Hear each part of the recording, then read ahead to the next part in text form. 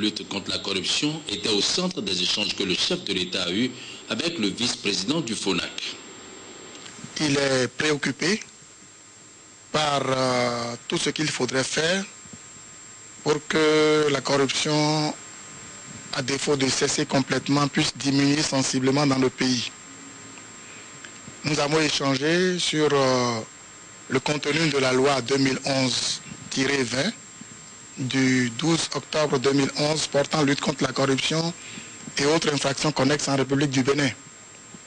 Au terme de cette loi, il y a un organe important que vous connaissez, qui est l'Autorité nationale de lutte contre la corruption, qui est un organe devant travailler au niveau national, aussi bien dans le secteur public que dans le secteur privé, pour aider à l'éradication de la corruption et pour la mise en place de la bonne gouvernance au Bénin.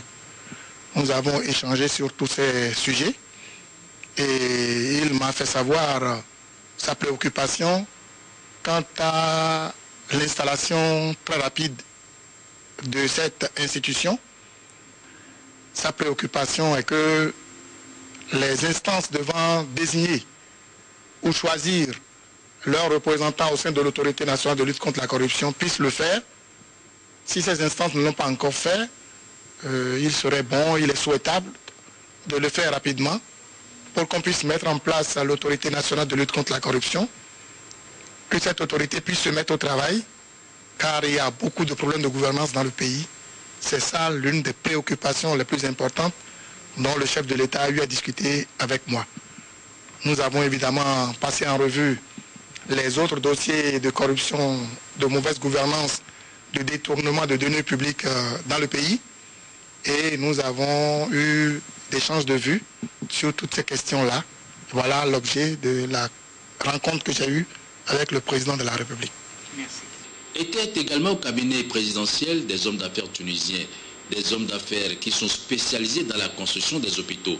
Ils ont été introduits au cabinet présidentiel par le consul du Bénin à Kano. Je suis arrivé tout d'abord pour féliciter le chef de l'État pour en sa qualité donc de président en exercice de l'Union africaine. Je lui ai souhaité plein succès dans ses œuvres. Je suis également ici avec des hommes d'affaires de Tunisie, des hommes qui sont spécialisés dans la construction des hôpitaux. Vous savez, je dois, en ma qualité donc de consul honoraire, je dois tout mettre en œuvre pour assurer le développement économique et social du peuple béninois.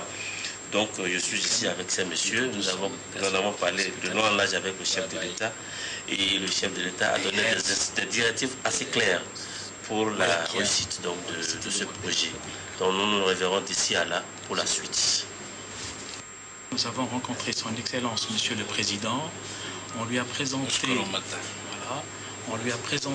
l'opportunité de réalisation d'un hôpital de 300 lits. Nous savons qu'au niveau de la politique sanitaire, le Bénin compte se développer d'une façon importante et nous voulons, à travers ce projet-là, contribuer à ce développement-là. Nous avons vu avec son Excellence la possibilité de le réaliser sous forme d'un partenariat public-privé. Nous allons commencer à travailler dans ce sens-là et en espérant pouvoir aboutir à la réalisation du projet en question.